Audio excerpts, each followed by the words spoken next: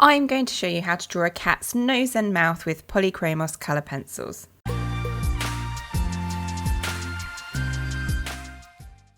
Today I'm going to be drawing the nose and mouth for this cat. If you missed the eyes, I'll pop a link in the description so you can catch up. If you're new here, click the subscribe and the notify button so you never miss an art tutorial. Alright, let's start with the nose. So the first thing I'm going to do is get a base down. I'm going to be using the light flesh colour for this part. I'm going to pop a box in the top left corner so that you can always see which colour I'm using. As far as how I'm actually putting the colour down on the paper, I'm trying to get it as smooth as I possibly can. So I'm working in small circular motions rather than scribbling back and forth, and I'm using the side of the pencil so it's a bit smoother rather than the tip. Now that I've got the lightest colour in for this part, I can start adding some darker colours to put some shadows and shading in. I'm going to start off with this darker pink and then work my way from there. Now I'm going to start adding in some light blue. If you've watched the eye video, you'll remember that I did also use this same blue for various areas around the eyes, particularly in light places. Exactly the same as before, I can see some blue on my reference photo, so I'm going to draw it, and doing this will create some extra depth. Now that I've got a few colours down as a base for the nose, I'm going to start building up some greys to add some detail. And as I always do, I'm starting with the lightest colour and working my way to the darkest. So it's always worth bearing in mind that dark colours push back on the picture and light colours will bring an item forward.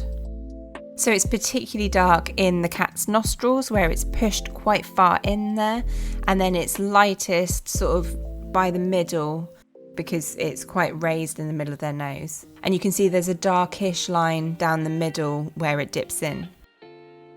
So the key with colour pencils is to build up slowly and make sure that you're always checking your reference photo. Don't draw what you think will be there, draw what's actually there.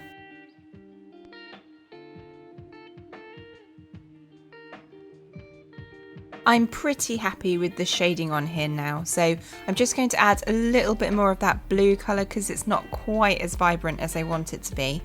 And then I can move on to adding the darkest values with some black.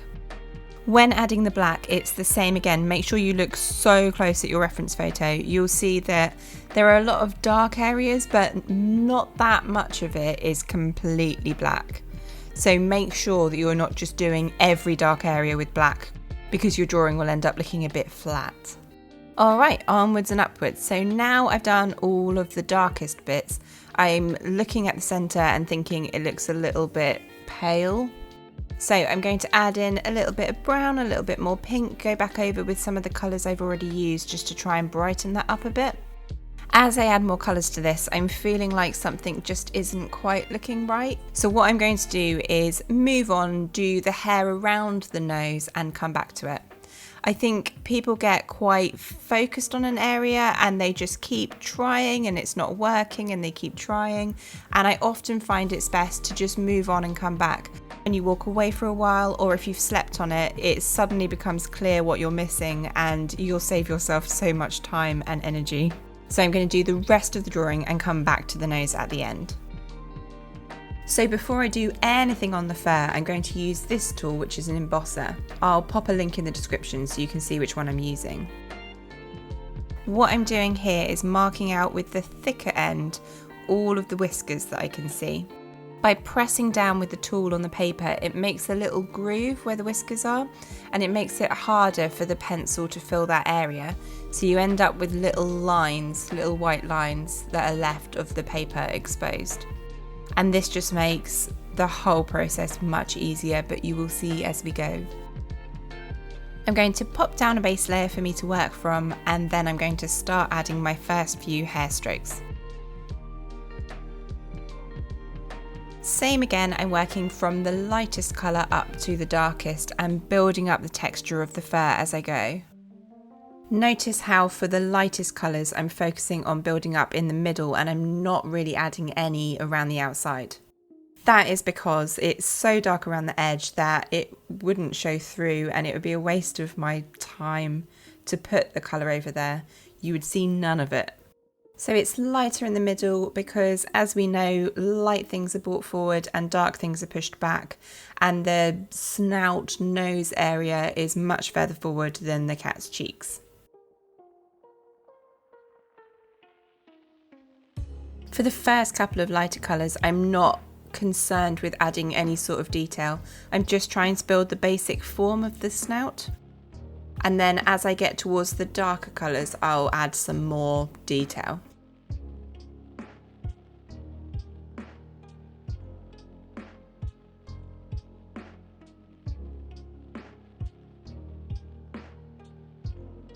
And now I'm getting to a slightly darker grey. I can start to mark out roughly where the spots are that are on the cat's cheeks. I'm just going to speed through this part. I always spend quite a long time getting down the base colours of my fur. Spending the time getting the base of the fur right, although it takes a long time, it will still show through once the darker colours are on, and it will really add to the depth and fullness of the fur.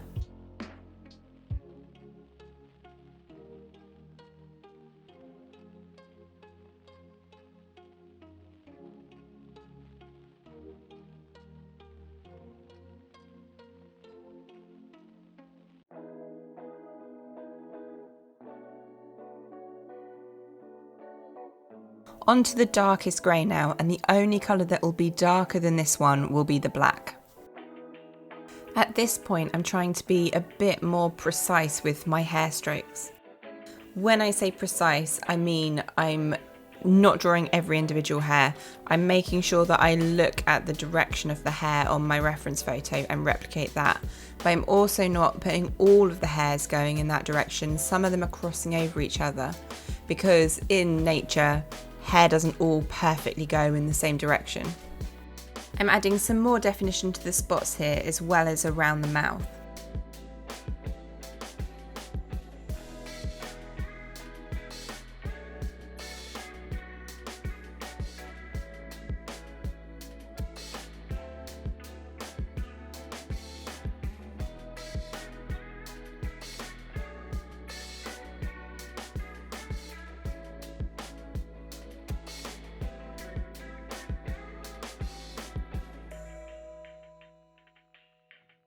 Now I'm using a darker colour, I am adding some shading around the edge. Although it's very dark, I do want some sort of base before I get to the black. So you can see here I'm using a mixture of flicky hair motions as well as some shading with the side of my pencil.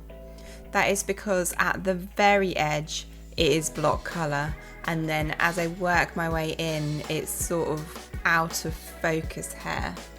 So I'm adding a rough base with this colour, and then I'll build on that with the black.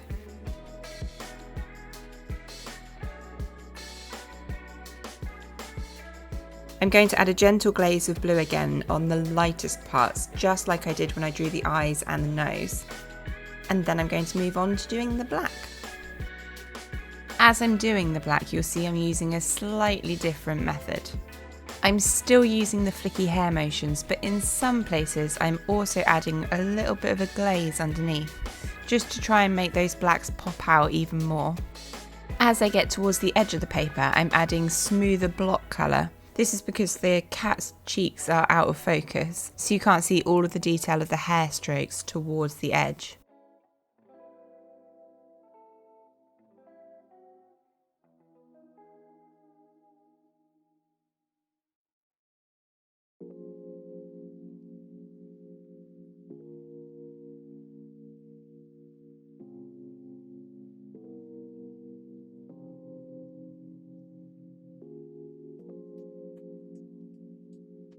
In the centre you can see there is not a huge amount of black. So the black pencil on the middle is mostly used as little accents, and the vast majority of the colour is made up of greys. Now I'm happy with the general lights and darks on here, I can start increasing some of the colour because it's all looking a bit washed out at the moment. I'm going to go back through increasing some of the colours that I've already used. To do this, I'm using a mixture of hair strokes and glazes over the top.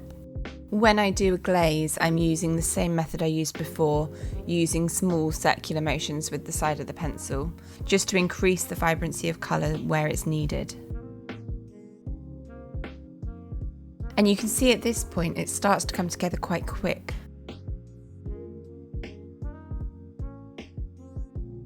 As I go through increasing the vibrancy here, I am still paying a lot of attention to either side of the face. I'm not only using black to darken these side bits, but also a variety of greys. By making either side darker, it brings the centre more into focus. I'm going to increase my blues on the white areas of fur and then bring my attention back to the nose.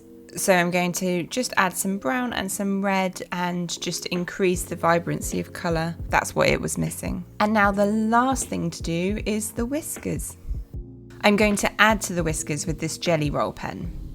This pen is great for adding whites on top of coloured pencil. I'll pop a link in the description so you can see which specific pen it is.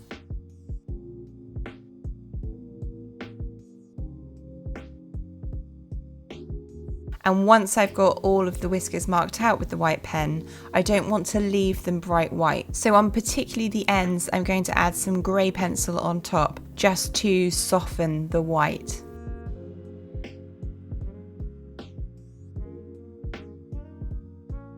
And that is it. Give this video a like if you found it helpful, and don't forget to click the subscribe and the notify bell so you never miss one of my videos. Happy drawing, guys. I'll see you in the next one.